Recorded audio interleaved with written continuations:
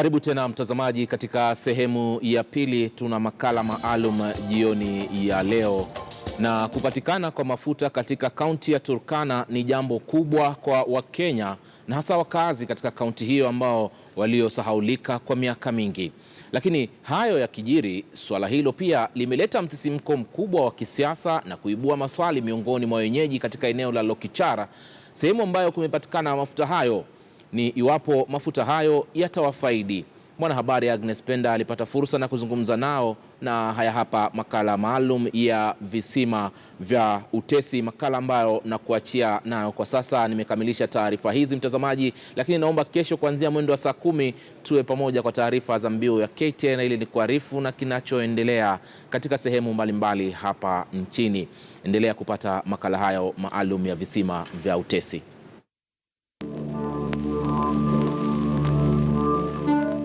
This is the oil from Ngamia. Imekuwa safari ndefu ya kusaka mafuta nchini, lakini sasa kuna kila sababu ya kutabasamu kwa taifa la Kenya. It is, however, the beginning of a long journey. Kenya's fortunes with the recently discovered oil in Turkana County are now more promising after the oil exploration unearthed one more well. The basin is good. They have encountered good oil shows.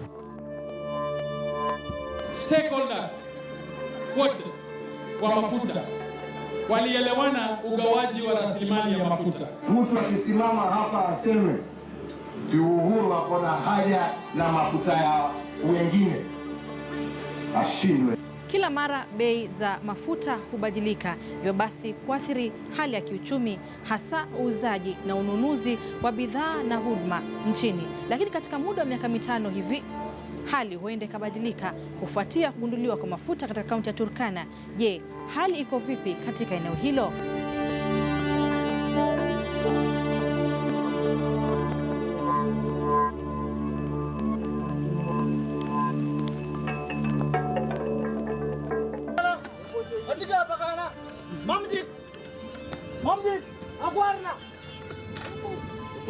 Ya mgambo ikilia kuna jambo, na viungani mwa mji wa Lokichar mambo yamenoga.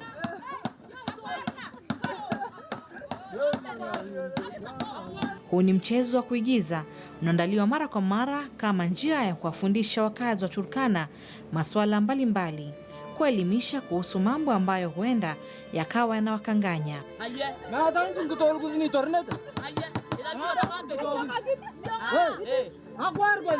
Kikundi cha Econ cha waigizaji kilianza hapa Lokichar, Turkana, kuelimisha wenyeji kuhusu masuala ya kiafya. Kufunza watu jinsi ya kupiga kura, the importance, the positions ambayo wanatakana kupiga kura wajue, kwa sababu watu wetu hawako educated, watu wetu wengi hawajasoma. So njia ambayo tungeweza kufanya hao waelewe maneno ni kutumia skit. Lakini sasa mada mpya imechipuka. Kugunduliwa kwa mafuta katika eneo hili kumeleta tetesi ambazo zimekuwa muhimu kuelezea wananchi namna hii. 10%. Hiyo ni ya community. Ali Sekal, mwanzilishi wa kikundi hiki, anaeleza kuwa michezo hii ya uhamasisho kuhusu mafuta imepunguza visa vya uhasama vya wenyeji waliofunga barabara mara kwa mara wakipinga operesheni za kampuni ya Talo Oil iliyokita kambi Lokichar kuchimba mafuta. Kitu ya kwanza, ile percent inasema 5 hapa, sita morikina size. Alafu kitu kingine, tenda iko hadi.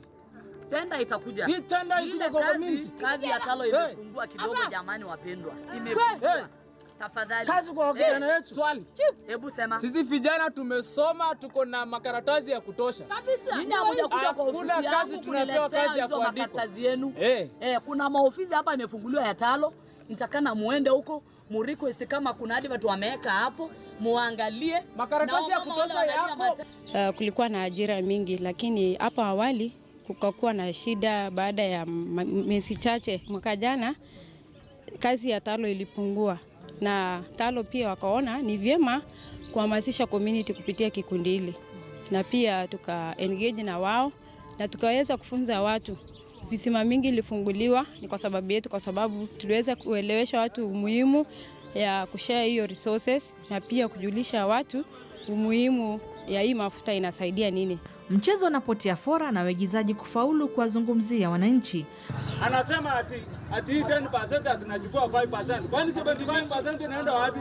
Maswali huibuka kutoka kwa wenyeji, ishara kuwa tayari wameshaanza kuelewa maswala hayo. Huku haya yakijiri katika jukwaa la siasa, swala la mafuta limezua sokomoko.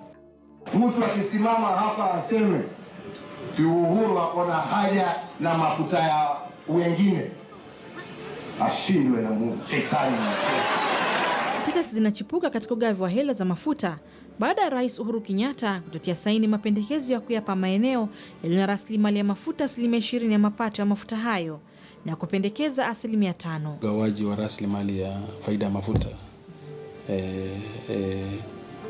kwa memorandum ambayo rais alirudisha bunge haikuenda kulingana na vile washikadau wote pamoja na washikadau hapa, wananchi wa hapa na serikali yao hawangependelea, kwa maana kulikuwa na mjadiliano mrefu zaidi kati ya washikadau wengi, ndiposa bunge ikapitisha lile sheria ambalo lilisema 10% ya faida ambayo serikali itapata ije kwa wananchi ambao wanaishi pale penye vizima, na 20% ije kwa serikali ya jimbo, na hizi ndizo pesa ambazo zitatumika katika uendeshaji wa miradi ya maendeleo kaunti nzima. Hivyo basi kaunti ya Turkana itapata tu 5% ya mapato ya mafuta ikilinganishwa na 20% iliyopendekezwa na wabunge wake. Sababu hapa ilitolewa kamili ni kusema hatuna uwezo wa kusimamia zile pesa na kutumia, lakini hilo haliko hapa ama pale, kwa maana lilo uwezo nitakwambia tuko nazo, sababu baka hata saa hii absorption rate ya serikali hapa ya county ni 74%. That's our absorption rate, ambayo iko juu zaidi hata kuliko ya national government. National government hawaendi hata zaidi ya 45%. So sijui nani yako na absorption capacity.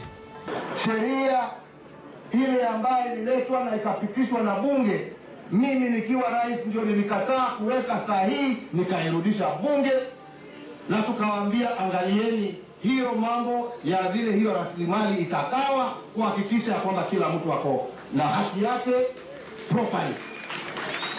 Wadadisi wa kiuchumi wanachota kuwa ni jukumu la serikali kutafuta mbinu ambazo hela zitakazopewa Turkana itazitumia.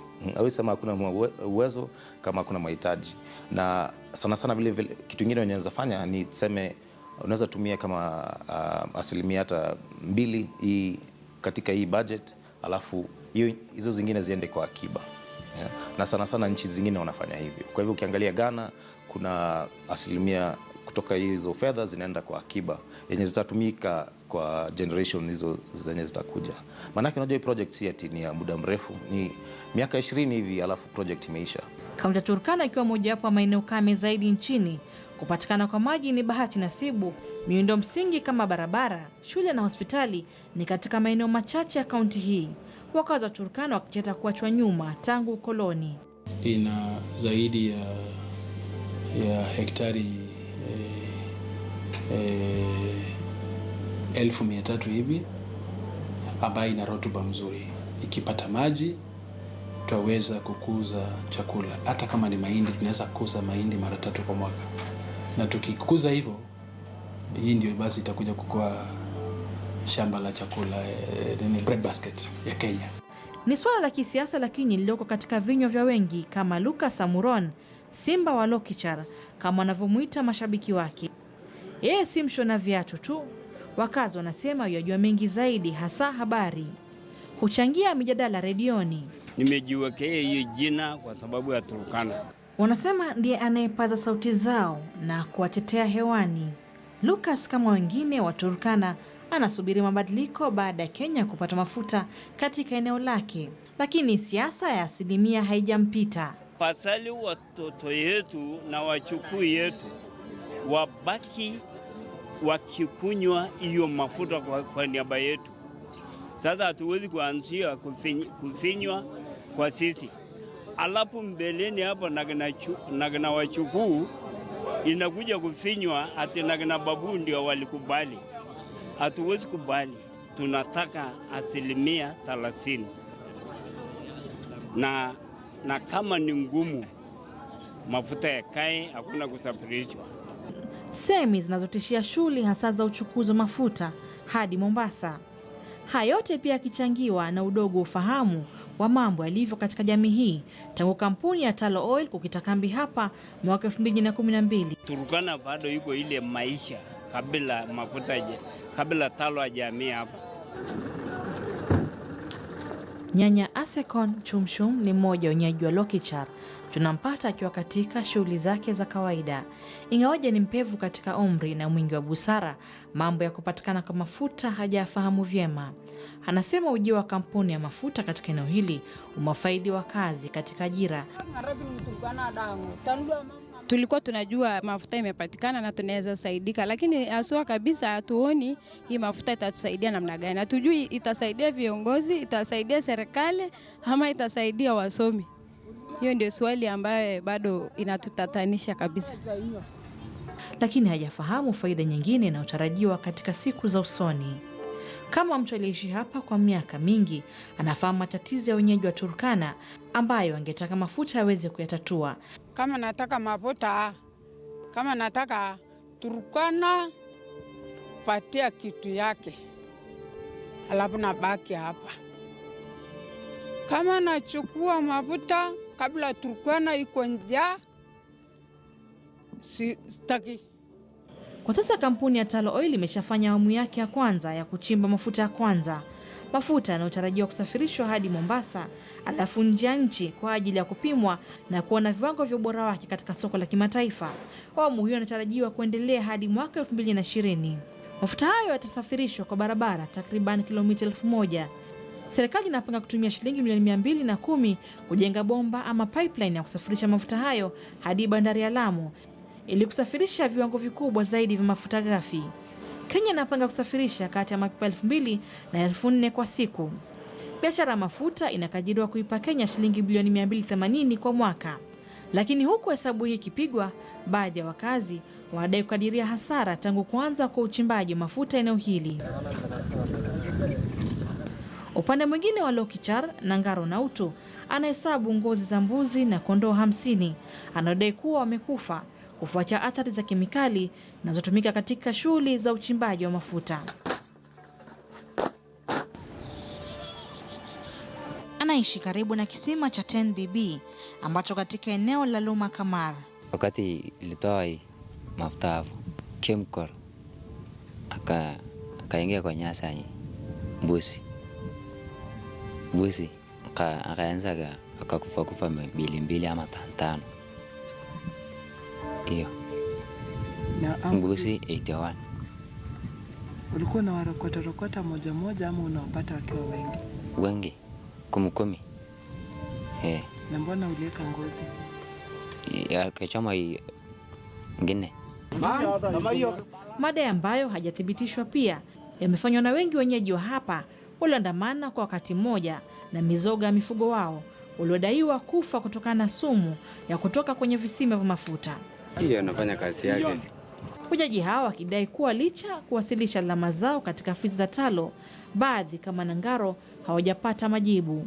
Mkononi mwake ni karatasi za malalamishi anayowasilisha takriban kila mwezi bila fanaka.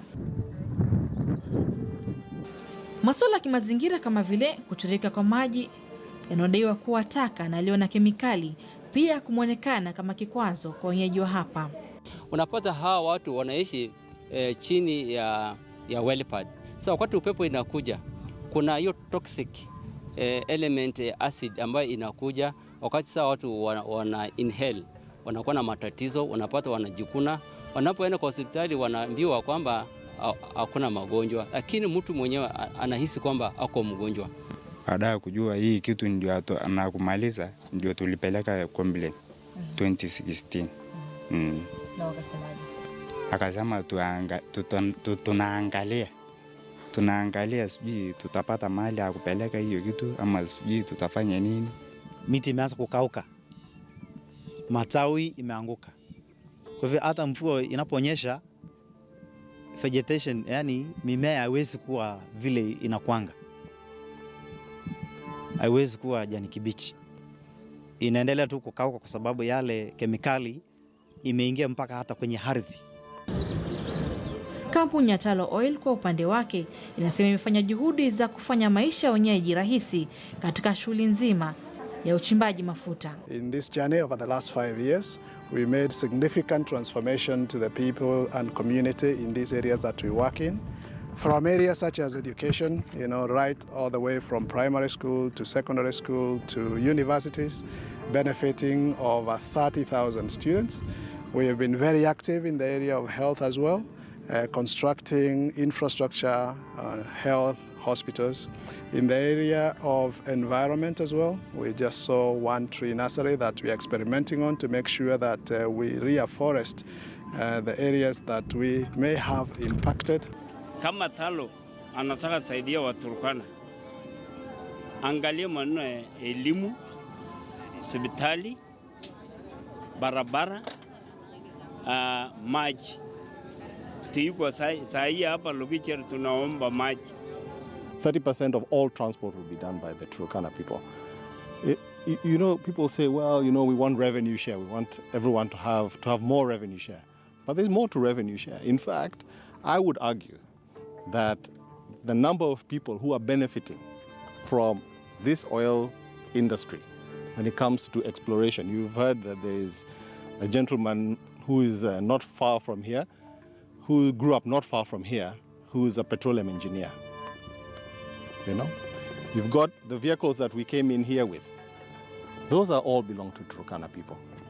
The roads, 700 kilometers of roads to the oil fields, have all been built by Turkana contractors. Mambo ya masomo, ati kama umesomea kitu fulani, umesomea nini, wanataka ile watu iko course.